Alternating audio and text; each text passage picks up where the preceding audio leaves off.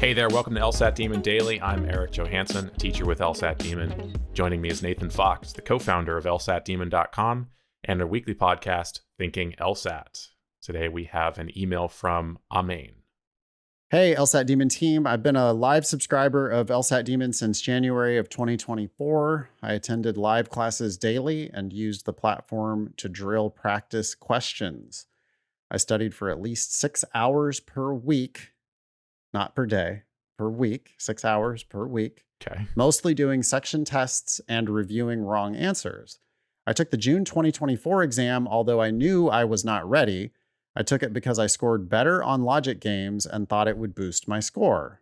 In hindsight, it would have been better to wait. Unfortunately, I did very badly on the exam, scoring the same as my diagnostic test, which was a 148 with that crying emoji. Prior to my exam, I took maybe 10 practice tests, and each time I was scoring between 148 and 152. Okay, so to recap, you knew you weren't ready. Your practice test scores indicated you weren't ready. You scored in line with your practice test scores. Yep. I think this was especially common on the June test, by the way, with the games going away. I've heard this from a number of students. Because they thought that games benefited them, but they forgot about the section of LR and the section of RC, which were still most of the test. Still majority of the test, and you still weren't good at them. There might have been some people taking the June test hastily. Yeah. Not trying to shame you on that. No. We get it. Onwards. Yeah, always just trying to make progress from where we are. I have invested so much into my studying, including reducing my work hours down to 32 hours a week so I can study, but my method doesn't seem to be fruitful. Could you please advise on how best I can prepare for the exam? I am hoping to take the October exam. I don't know what exactly to change in my studying approach. I thought about hiring one of the LSAT demons for a few tutoring hours, but I don't know if that will be helpful either. My aim is to score at least 160 on the LSAT, and I want to use my time wisely. Thank you for your feedback. Best, Amain. First thing I'm going to do is just tell Amain, you got to let go of your timeline. You're trying to rush this. You rushed it into the June exam. You now are hoping for the October exam, but I don't care what test you're hoping for. Your practice tests don't lie. You should be thinking about, how do I improve my performance on my practice tests? And leave October out of it. Mm-hmm. You're right now at least 10 points away from your goal. And so it's not sensible for you to think about taking the test on any particular timeline. You just need to focus on, Eric, what it would take to get better at the test. Yeah. And I notice a lot of numbers in Amain's email. Yeah. There's a lot of numbers. There's obviously the mention of how many practice tests you took, how many hours you're studying per week, what your scores were. I think there is a focus on, maybe a focus here on quantity over quality. And I would get away from this strategizing, this big picture strategizing of what was your question? I don't know exactly what to change in my studying approach. I don't care about your approach. The way that I think you're thinking about your approach is your strategy for like how many hours per week and what to do. The goal is, what can you do today, each day? Just take it one day at a time. What can you do to put yourself in a position to challenge yourself and to learn one new thing today? That's it. And that's independent of how many hours you're putting in. It's just, what can you do today? Yeah. And that one new thing is probably going to be related to an actual LSAT question that you missed. You know, I did my practice section today, or I did my drilling today, and I missed this question. And then I dug in deeply to the written explanations, the video explanations. I used the ask button if necessary to talk for free to the team of tutors that's there behind the ask button. I don't think, Amain, that you need to waste money on one-on-one tutoring here. I think that you need to make better use of the LSAT Demon resources that you're already subscribed to. including especially probably that ask button.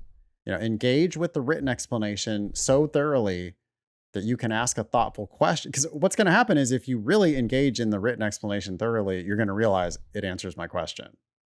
Or I felt the click, I got it. But if you don't feel the click after reading the written explanation, and there are some imperfect explanations in there, we're constantly trying to make them better, but you just have to email our team and let the team get back to you and with the help that you need. Because it does seem like you need guidance to really understanding why the right answers are right and why the wrong answers are wrong. But that should always be your focus, is this pursuit of why are the right answers right and why are the wrong answers wrong? Because that's how the test is going to get easier for you. And you're just not going to magically score in the 160s if the test doesn't get easier for you. The other thing, Amin mentions reducing their work hours. I don't think that should be necessary. Maybe you've got other stuff going on. Maybe there's family members who you're caring for and there's personal things. It means I'm glad you're working, but I hear about this from students a lot, about reducing work hours or even like leaving their jobs entirely to study for the LSAT. That should not be necessary. Again, maybe you've got other stuff going on, but we would never ask anybody to cut back on their work for the purpose of LSAT study. Yeah, not unless you were working 60 hours a week or something and you had if you're getting abused at your job and it's like, I'm never, because I have seen those people before, you work in a law office and they just beat you like, they just, you're an indentured servant to them and all of your time belongs to them. And you're exhausted when you get off of work and now you're showing up in LSAT class, one eye open and you're trying to make it through the class.